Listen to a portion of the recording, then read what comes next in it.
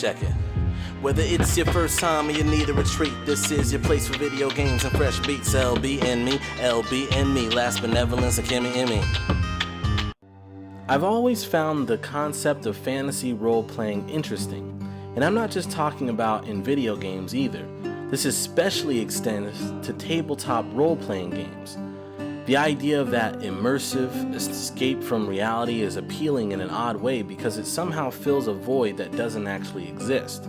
There's really no need for any of us to take on the role of a fantasy character such as a knight or a ranger, an elf, or a dwarf.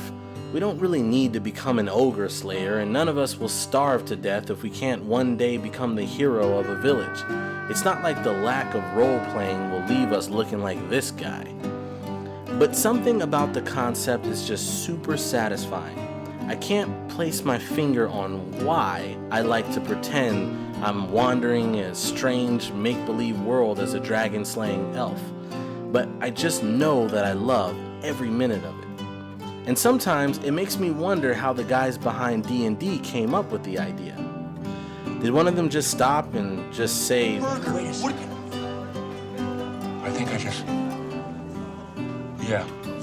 I just had an idea. It's pretty awesome stuff, and there's a lot of thought behind it. I'm sure the conception of the idea would have my mind just blown like...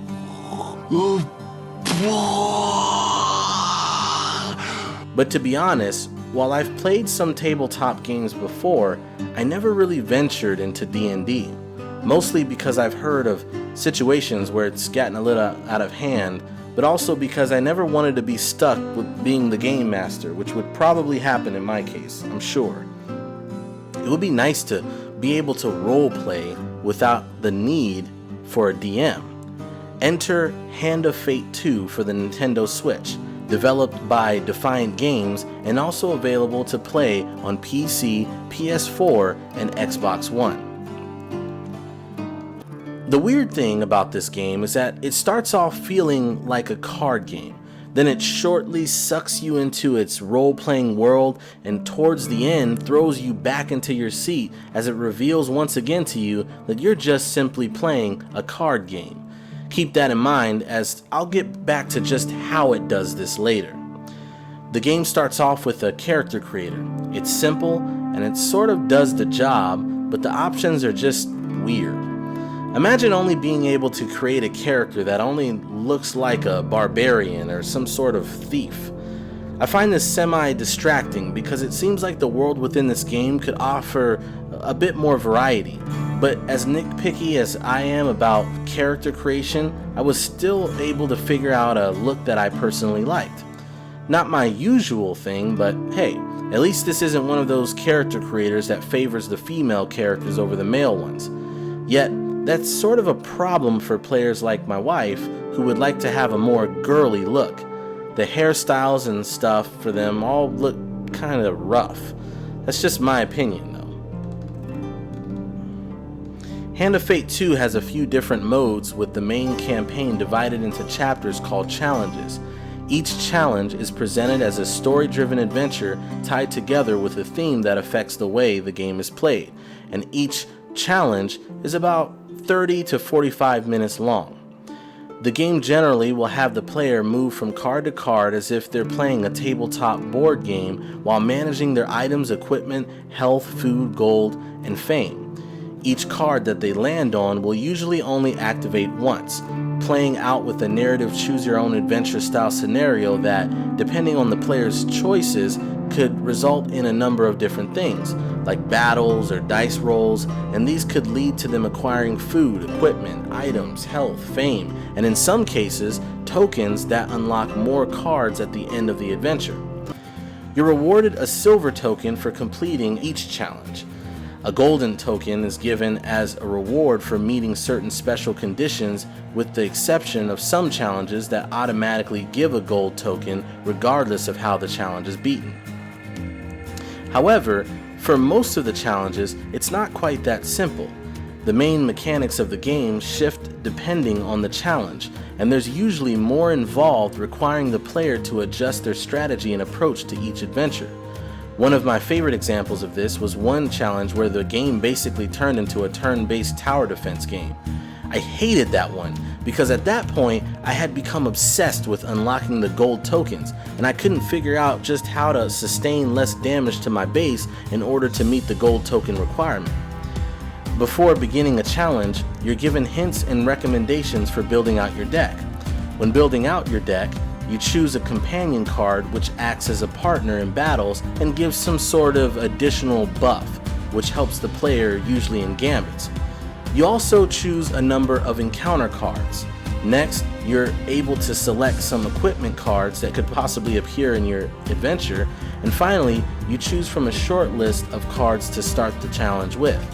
These are unique as they're already added to your character at the beginning of the challenge. You don't have to choose these cards yourself. You could opt to allow the game to choose a recommended deck for you, but while that's helpful and all, I've only done this twice, so I could brag to you guys about me earning my gold tokens myself. Encounter cards are the cards that are laid on the table for the miniature of your character to traverse upon. They're completely narrative driven. Every card comes with a story, and if they carry tokens, those stories sometimes continue on in the cards you unlock. It's good to note that there are a few different special encounter cards that you can choose for each challenge, but with limited quantity. You have companion-specific cards that feature story and quest lines for your companion characters, brimstone encounters, which are pretty much the equivalent to drinking poison in hopes for some sort of medal in return, and platinum encounters, which pretty much gives you an edge no matter what. Even though each card seems to be insignificant to each other, I found that there are connections between some of them that are not so obvious.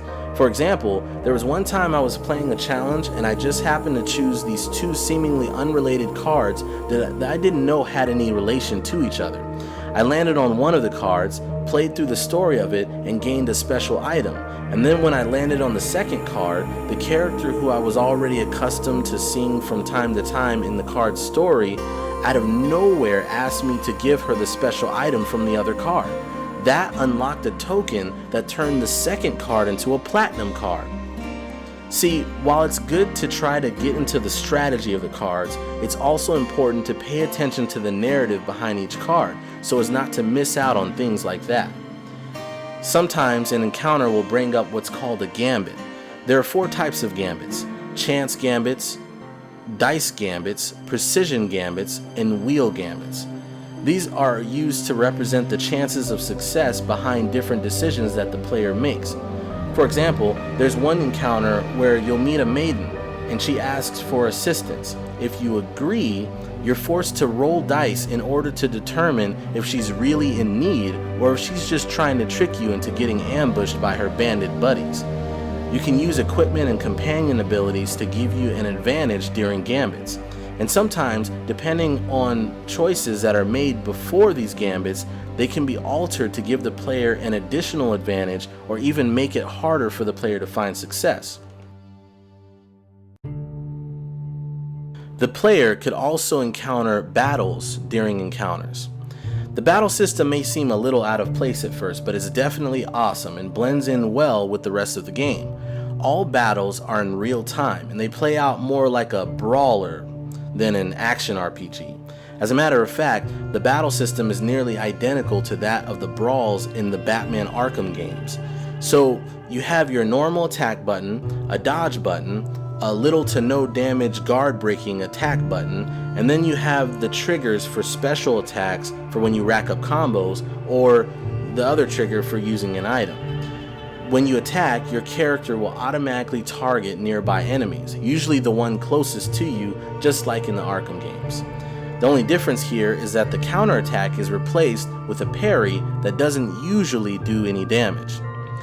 There are different enemy types to encounter, including boss enemies and even enemies that need to be defeated within a set time limit. Again, much like the Arkham brawls, different enemy types and scenarios bring about a decent variety to the fights, not allowing for them to become too repetitive or boring. There are also these rarer encounters that play out like mini dungeons with traps and obstacles to avoid, as well as chests with supplies in them. In these mini dungeons, the goal is to find the exit rather than battle enemies. While these are sort of fun and act as a refreshing mix-up to the usual brawls, there's something about them that's just off, that being the controls for these dungeons. For some reason, the player character still moves around as if he or she is battling other enemies. It's weird because it makes the controls feel very wonky and awkward and less predictable than they would if the character just controlled normally. Finally, there are special cards that act as passive buffs called blessings, and there are passive debuff cards called curses. Blessings do all sorts of cool stuff that just gives the player an edge, while curses are the exact opposite. Pro tip: learn to stack your blessings towards the end of the game, as you're going to be dealing with a lot of curses. Earlier, I mentioned that this game starts off feeling like a card game, and then sinks you into its narrative only to suck you out of it again and bring you back into feeling that you're playing a card game again. You see, when you first begin playing, the only thing that seems apparent is that you're sitting in front of some sketchy looking card dealer. But soon after that, you start to visualize yourself within the immersive stories that are inside of these encounter cards. Later on, after gaining a bit of experience, the challenges begin to force you into the mindset of building strategies into the decks you're putting together, and that's where you start to understand the inner workings of the game. There's an incredible amount of satisfaction to this. There was this one time where I got lost in a forest on one of the brimstone cards, so each time I would try to find my way, I'd have to roll dice, and at the same time I would take damage whenever I traveled because of a lack of food. The funny thing was, I was able to heal myself by paying gold at a familiar landmark, but I kept losing at the dice roll for finding my way out of the forest. Well, at the same time, I had worked out a strategy with my cards that gave me blessings. One blessing made it so that I would gain gold with each dice roll, and another made me gain food each time I gained gold. So I was able to infinitely return to the previous landmark to heal my character while infinitely trying to find my way out. I eventually made it out of that forest, and when I did, I remember sitting there like,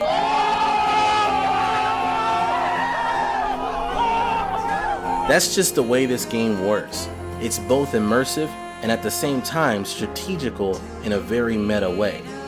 You know that you're playing a card game. You see yourself doing that on the screen. The dealer even talks back to you and interacts with you as if you're sitting right there in front of him at the table, while at the same time you're acting out and experiencing these adventures that are fed to you through lines of text, and yet they're so immersive. And what adds to the overall experiences, the crowning cherry on top, is the blissful yet impactful musical score composed by Jeff Van Dyke that successfully captures the vibes of each tale so perfectly. There's nothing quite like it. A tabletop role-playing experience without the need of a DM. All we need now is a multiplayer co-op mode to perfect this masterpiece. This is role-playing and deck-building strategy at its finest. This is Hand of Fate 2.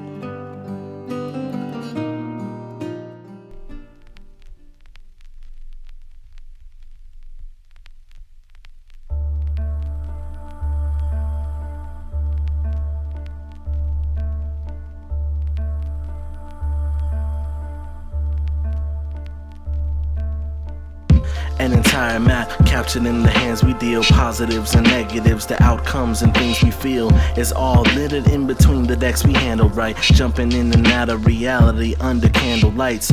Narrow is my path, not the broad and spacious. I used to lead a normal life until I met you, faced with a dire situation with the past altercation involving this whole nation as well as the world we played in. It was a strange little game that we had played, reconstructing my memories to the moments that I came and entered into the caravan. Tell me, was this your daring plan to slip away and remove the lands from the usurper's hands? I guess the idea wasn't so bad on paper, except for when I had to become enemies of kingmakers. I don't delight in fights, and in the darkest of the nights I try to keep my light focused on the paradise. And I am the apprentice apprentice here to take away your sorrows. The dealer trying to find a new tomorrow. We are conquering the corruption and what it follows to revive the land by defeating the one who made it hollow. I am the apprentice here to take away your sorrows. The dealer trying to find a new tomorrow. We are conquering the corruption and what it follows to revive the land by defeating the one who made it hollow. And I am the apprentice here to take away your sorrows. The dealer trying to find a new tomorrow. And we are conquering the corruption and what it follows to revive the land by defeating the one who made it hollow. I am the apprentice here to take away your sorrows. The dealer trying to find a new tomorrow. And we are conquering the corruption and what it follows to revive the land by defeating the one who made it hollow.